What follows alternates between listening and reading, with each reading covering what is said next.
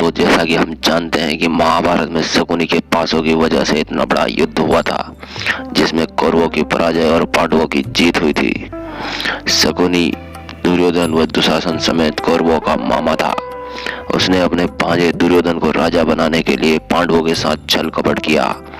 शकुनी के ही पासों की वजह से पांडवों को 12 वर्ष का वनवास और 13वें वर्ष का अज्ञातवास मिला था।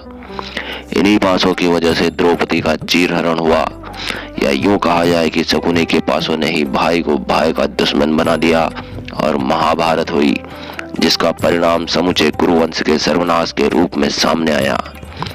शकुनी का जन्म गांधार के सम्राट सुबल तथा सुधर्मा के यहाँ हुआ था। शकुनी की बहन गांधारी का विवाह धृतराष्ट्र से हुआ था। शकुनी की कुरुवंश के प्रति घृणा का कारण भी यही था। दरअसल हस्तिनापुर के सेनापति भीष्म पितामह एक बार धृतराष्ट्र के लिए गांधारी का हाथ मांगने के लिए गांधार गए थे। तब गांधारी के पिता ने उनका स्वागत सत्कार किया। तब भीष्म पितामह ने गांधार जाने का कारण बताया कि वो यहाँ धृतराष्ट्र के लिए गांधार की राजकुमारी गांधारी का हाथ मांगने के लिए आए हैं। यह सब बातें गांधारी भी सुन रही थी, लेकिन उस समय उन्हें यह पता नहीं था कि धृतराष्ट्र जन्म से अंधे हैं।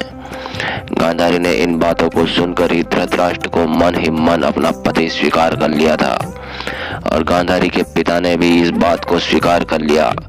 परंतु गांधारी के भाई शकुनी को इस रिश्ते से खुशी नहीं हुई, और शकुनी ने उसी समय भीष्म पितामह को कहा कि आपने मेरी बहन के लिए पांडु का रिश्ता क्यों नहीं मांगा, उस अंधे धृतराष्ट्र के लिए ही क्यों मांगा।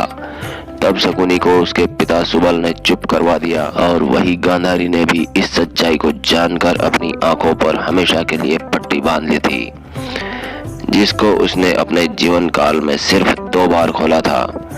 गांधारी अब तक धृतराष्ट्र को अपना पति मान चुकी थी, इसलिए धृतराष्ट्र से ही विवाह करना चाहती थी। जब गांधारी अपने निर्णय पर अड़ी रही तो शकुनी ने उस दिन यह प्रण लिया कि वह समूचे कुरुवंश के सर्वनाश का कारण बनेगा। और हम सब जानते ही हैं कि शकुनी की ही कूटनीति के कारण महाभारत का युद्ध हुआ, जिसमें कई असंख्य योद्धाओं ने अपने प्राण गंवा दिए थे। दोस्तों, यह जानकारी अगर आपको अच्छी लगी हो तो वीडियो को लाइक करें, शेयर करें और चैनल को सब्सक्राइब करें। धन्यवाद। जय श्री कृष्ण।